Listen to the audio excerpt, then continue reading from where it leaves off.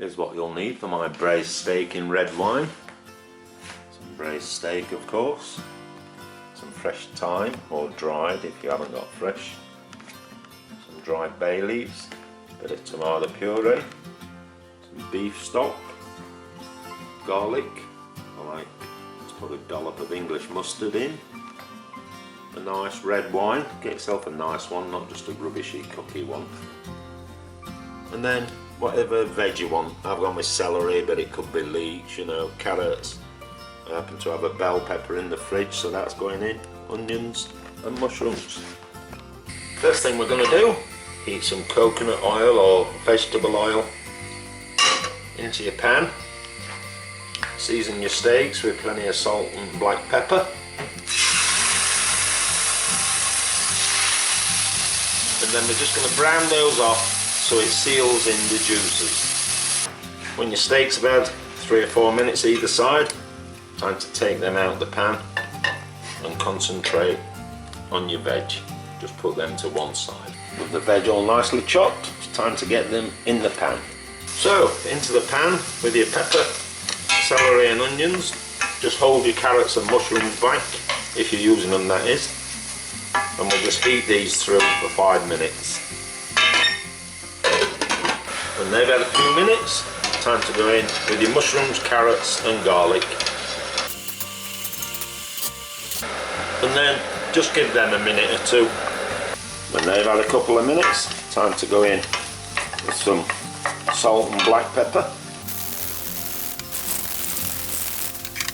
And then a really generous portion of your red wine. And then give it a rub round and it'll deglaze all the bottom of the pan for you, bringing all them flavours back into the sauce. Into there with your beef stock, tomato puree,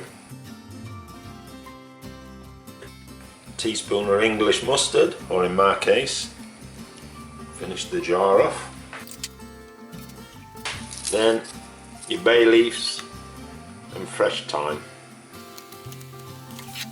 And lastly, back in with your beef steaks. Then we're going to turn the heat down low, pop the lid back on there, and we're going to simmer that away for 2 hours till your beef is nice and really tender. After it's been going an hour or so, just check it out.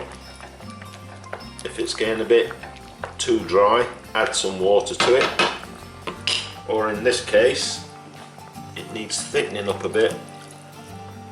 Just mix some corn flour with some cold water, mix that in, and you'll find that'll thicken up your sauce nicely.